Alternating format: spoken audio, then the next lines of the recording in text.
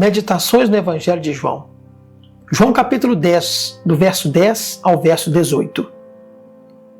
O ladrão vem somente para roubar, matar e destruir. Eu vim para que tenham vida e a tenham em abundância. Eu sou o bom pastor. O bom pastor dá a vida pelas ovelhas. O mercenário, que não é pastor, a quem não pertencem as ovelhas, vê vir o lobo, abandona as ovelhas e foge. Então o lobo as arrebata e dispersa.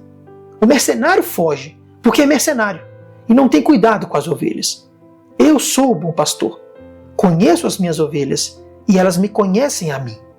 Assim como o Pai me conhece a mim, eu conheço o Pai, e dou a minha vida pelas ovelhas. Ainda tenho outras ovelhas, não deste aprisco. A mim me convém conduzi-las. Elas ouvirão a minha voz, então haverá um rebanho e um pastor. Por isso o Pai me ama, porque eu dou a minha vida para a reassumir. Ninguém a tira de mim. Pelo contrário, eu espontaneamente a dou. Tenho autoridade para a entregar e também para reavê-la. Esse mandato recebi de meu Pai. Esses versículos nos mostram, em primeiro lugar, o grande propósito para o qual Cristo veio ao mundo. Ele diz: eu vim para que tenham vida e a tenham em abundância. A verdade contida nessas palavras é de enorme importância. Elas oferecem um antídoto contra muitas noções erradas que circulam pelo mundo. Cristo não veio apenas para ser um mestre de uma nova moralidade, ou um exemplo de santidade e abnegação, ou um fundador de novos ritos, como alguns têm afirmado em vão. Jesus deixou o céu e habitou por 33 anos essa terra com fins muito mais elevados do que esses.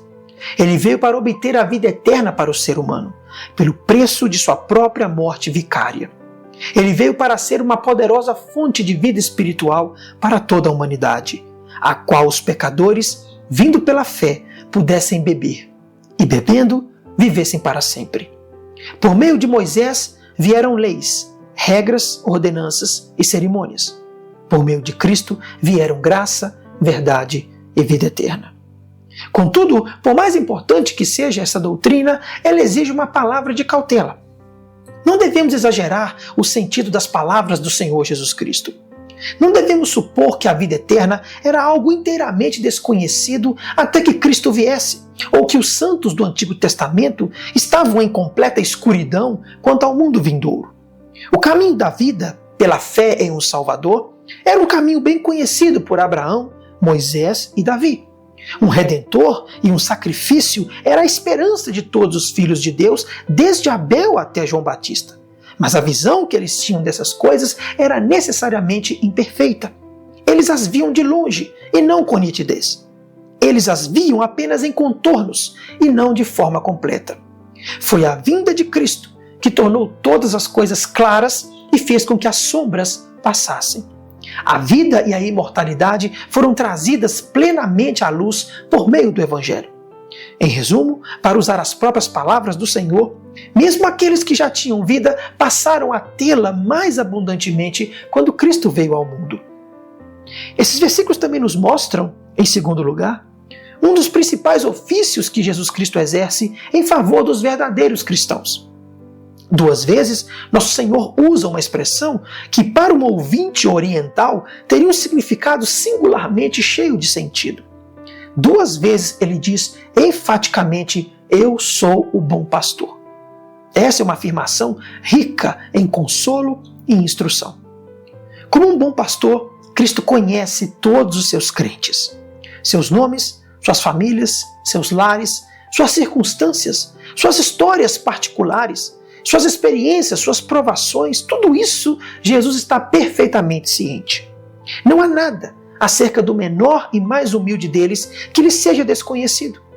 Os filhos deste mundo podem não conhecer os cristãos e podem considerar suas vidas como loucura, mas o bom pastor os conhece plenamente e mesmo os conhecendo dessa maneira, ele não os despreza. Como um bom pastor, Cristo cuida ternamente de todos os seus crentes. Ele provê todas as suas necessidades no deserto desse mundo e os guia pelo caminho certo até uma cidade de habitação.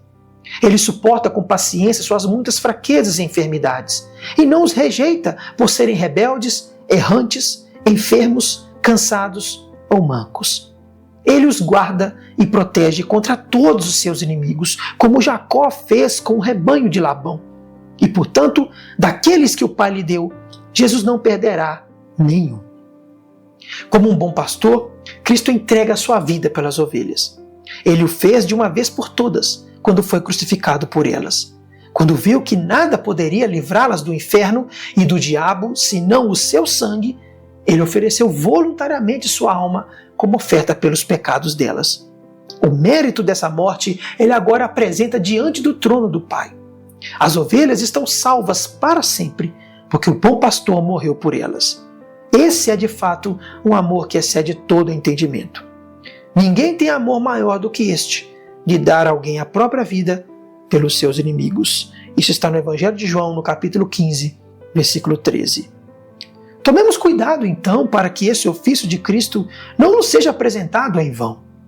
De nada nos aproveitará no último dia saber que Jesus foi um bom pastor, se durante toda a nossa vida nunca ouvimos a sua voz e nem o seguimos.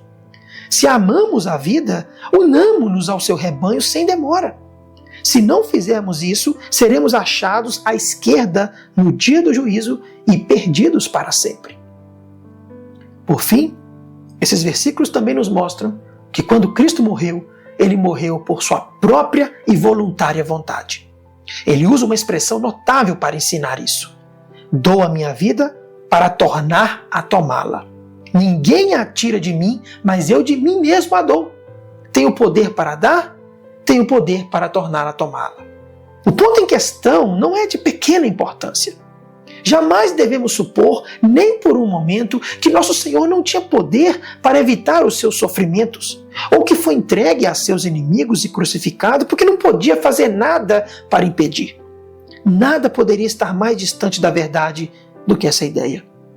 A traição de Judas, o grupo armado dos servos dos sacerdotes, a inimizade dos escribas e fariseus, a injustiça de Pôncio Pilatos, as mãos cruéis dos soldados romanos, o açoite, os cravos, a lança, nada disso poderia ter causado qualquer dano sequer a um fio de cabelo da cabeça do nosso Senhor, a menos que ele o permitisse. Com razão, ele pôde dizer aquelas palavras notáveis: Tu pensas que não posso agora orar a meu Pai e que ele não me daria mais de 12 legiões de anjos? Mas como então se cumpririam as Escrituras? Isso está em Mateus capítulo 26, versículo 53. A verdade simples é que nosso Senhor se submeteu à morte de sua própria vontade, porque sabia que sua morte era o único meio de fazer expiação pelos pecados dos homens. Ele derramou sua alma até a morte com todo o desejo do seu coração, porque havia determinado pagar a nossa dívida para com Deus e nos redimir do inferno. Pela alegria que lhe estava proposta, suportou a cruz de bom grado e deu sua vida para que todos nós, por meio de sua morte, tivéssemos vida eterna.